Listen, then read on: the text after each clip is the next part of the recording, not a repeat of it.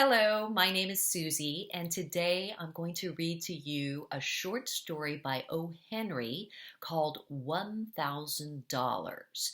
Now, O. Henry, of course, is the pen name of William Sidney Porter, who was a great American author who wrote many short stories, and he died in 1910. This story, however, comes out in 1919, 9 years after his death, and it's about a young man who lives a kind of frivolous playboy life, and he discovers one day that he has inherited a sum of money.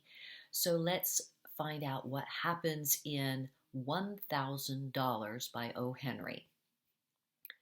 $1,000, repeated Lawyer Tolman solemnly and severely, and here is the money.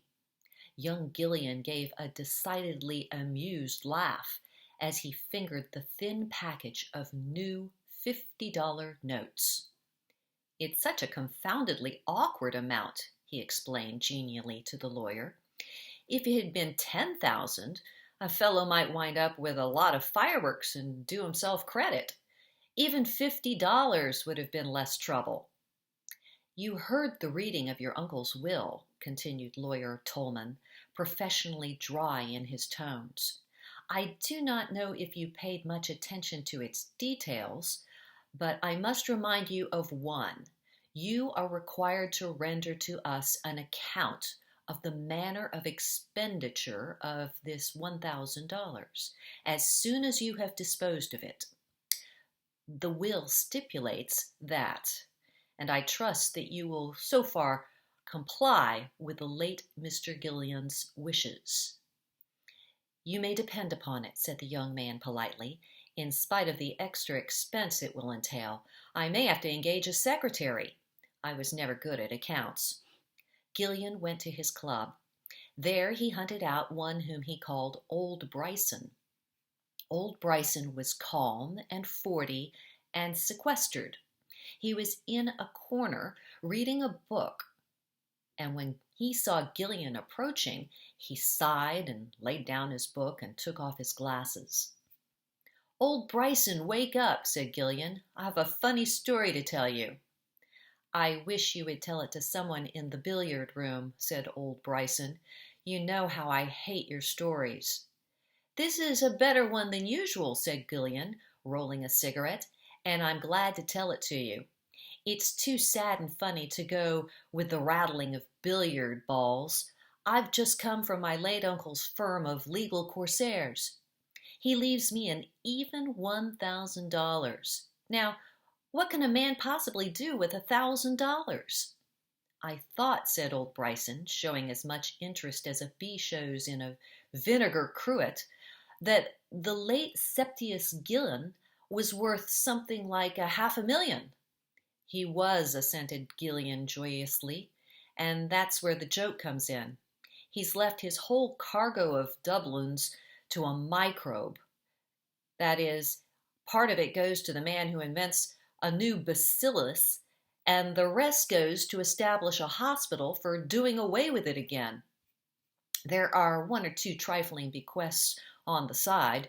The butler and the housekeeper get a seal ring and $10 each. His nephew gets $1,000. You've always had plenty of money to spend, observed Old Bryson. Tons, said Gillian. Uncle was the fairy godmother as far as allowance was concerned. Any other heirs? Asked Old O'Bryson. None. Gillian frowned at his cigarette and kicked the upholstered leather of a divan uneasily. There is a Miss Hayden, a ward of my uncle, who lived in his house. She's a quiet thing, musical, the daughter of somebody who was unlucky enough to be his friend. I forgot to say that. She was in on the seal ring and $10 joke, too. I wish I had been. Then I could have had 2 bottles of brut, tipped the waiter with the ring, and had the whole business off my hands. Don't be superior insulting, Old Bryson. Tell me what a fellow can do with $1,000. Old Bryson rubbed his glasses and smiled. And when Old Bryson smiled, Gillian knew that he intended to be more offensive than ever. $1,000, he said, means much or little. One man may buy a happy home with it and laugh at Rockefeller. Another could send his wife south with it and save her life. $1,000 would buy pure milk for 100 babies during June, July, and August and save 50 of their lives. You could count upon a half-hour's diversion with it at Faro in one of the fortified art galleries. It would furnish an education to an ambitious boy. I'm told that a genuine Korat secured for that amount in an auction room yesterday. You could move to a New Hampshire town and live respectably for 2 years on it. You could rent Madison Square Garden for one evening with it and lecture to your audience, if you should have one, on the precariousness of the profession of heir presumptive. People might like you, old Bryson, said Gillian, always unruffled, if you wouldn't moralize. I asked you to tell me what I could do with $1,000. You? Said Bryson, with a gentle laugh. Why, Bobby Gillian, there's only one logical thing you could do. You can go buy Miss Lotta Laurier a diamond pendant with the money, and then take yourself off to Idaho and inflict your presence upon a ranch. I advise a sheep ranch, as I have a particular dislike for sheep. Thanks, said Gillian, rising. I thought I could depend upon you, old Bryson. You've hit on the very scheme. I wanted to chuck the money in a lump, for I've got to turn in an account for it, and I hate itemizing. Gillian phoned for a cab and said to the driver, the stage entrance of the Columbine Theater. Miss Lotta Laurier was assisting nature with a powder puff, almost ready for her call at a crowded matinee, when her dresser mentioned the name of Mr. Gillian. Let it in, said Miss Laurier. Now, what is it, Bobby? I'm going on in 2 minutes. Rabbit-foot your right ear a little, suggested Gillian critically. That's better. It won't take 2 minutes for me. What do you say to a little thing in the pendant line? I can stand 3 ciphers with a figure 1 in front of 'em. Oh, just as you say, caroled Miss Laurier. My right glove, Adams. Say, Bobby, did you see that necklace Della Stacy had on the other night? $2,200 it cost at Tiffany's.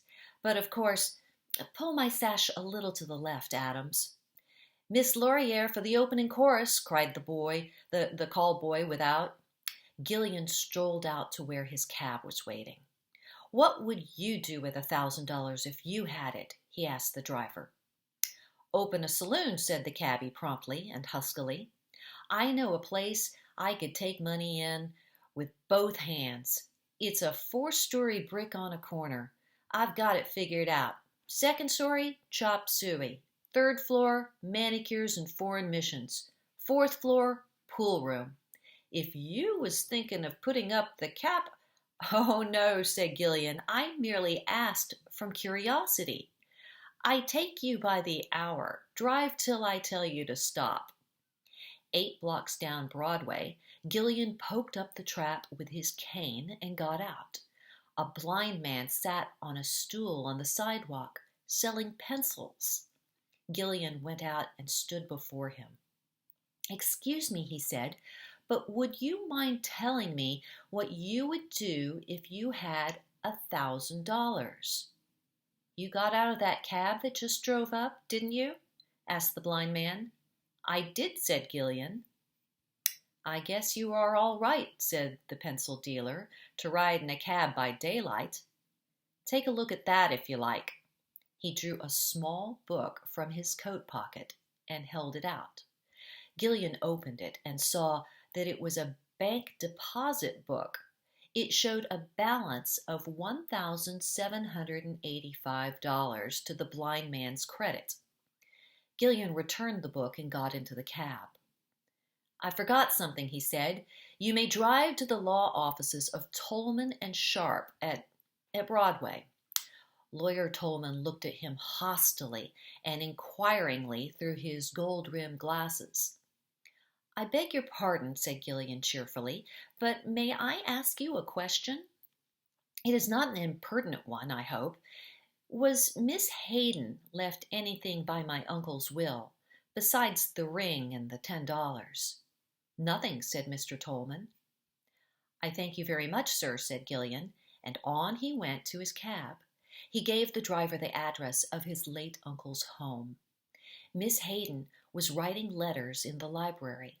She was small and slender and clothed in black, but you would have noticed her eyes. Gillian drifted in, with his air of regarding the world as inconsequent. "I've just come from old Tolman's," he explained. "They've been going over the papers down there. They found a—" Gillian searched his memory for a legal term. "They found an amendment, or a postscript, or something to the will. It seemed that the old boy loosened up a little on second thoughts and willed you $1,000. I was driving up this way, and Tolman asked me to bring you the money. Here it is. You'd better count it to see if it's right." Gillian laid the money beside her hand on the desk. Miss Hayden turned white. "Oh," she said, and again, "Oh." Gillian half turned and looked out the window. "I suppose, of course," he said in a low voice, "that you know I love you." "I'm sorry," said Miss Hayden, taking up her money. "There's no use?" asked Gillian, almost light-heartedly. "I'm sorry," she said again. "May I write a note?" asked Gillian, with a smile. He seated himself at the big library table. She supplied him with paper and pen, and then went back to her secrétaire. Gillian made out his account of his expenditure of the $1,000 in these words: "Paid by the black sheep Robert Gillian $1,000 on account of the eternal happiness owed by heaven to the best and dearest woman on earth." Gillian slipped his writing into an envelope, bowed, and went his way. His cab stopped again at the offices of Tolman and Sharp. "I have expended the $1,000, he said cheerily to Tolman of the gold glasses, "and I have come to render account of it, as I agreed. There is quite a feeling of summer in the air. Do you not think so, Mr. Tolman?" He tossed a white envelope on the lawyer's table. "You will find there a memorandum, sir, of the modus operandi of the vanishing of the dollars." Without touching the envelope, Mr. Tolman went to the door and called his partner, Sharp. Together, they explored the caverns of an immense safe. Forth they dragged, as trophy of their search, a big envelope sealed with wax. This they forcibly invaded and wagged their venerable heads together over its contents. Then Tolman became spokesman. "Mr. Gillian," he said formally, "there was a codicil to your uncle's will. It was entrusted to us privately with instructions that it not be opened until you had furnished us with a full account of your handling of the 1,000 bequest in the will. As you have fulfilled the conditions, my partner and I have read the codicil. I do not wish to encumber your understanding with its legal phraseology, but I will acquaint you with the spirit of its contents. In the event that your disposition of the $1,000 demonstrates that you possess any of the qualifications that deserve reward, much benefit will accrue to you. Mr. Sharp and I are named as the judges, and I assure you that we will do our duty strictly according to justice, with liberality. We are not at all unfavorably disposed toward you, Mr. Gillian. But let us return to the letter of the codicil. If your disposal of the money in question has been prudent, wise or unselfish, it is in our power to hand you over bonds to the value of $50,000, which have been placed in our hands for that purpose. But if, as our client, the late Mr. Gillian, explicitly provides, you have used this money as you have money in the past, and I quote the late Mr. Gillian, in reprehensible dissipation among disreputable associates, the $50,000 is to be paid to Miriam Hayden, ward of the late Mr. Gillian, without delay. Now, Mr. Gillian, Mr. Sharp and I will examine your account in regard to the $1,000. You submit it in writing, I believe. I suppose you will repose confidence in our decision. Mr. Tolman reached for the envelope. Gillian was a little the quicker in taking it up. He tore the account and its cover leisurely into strips and dropped them into his pocket. "It's all right," he said smilingly.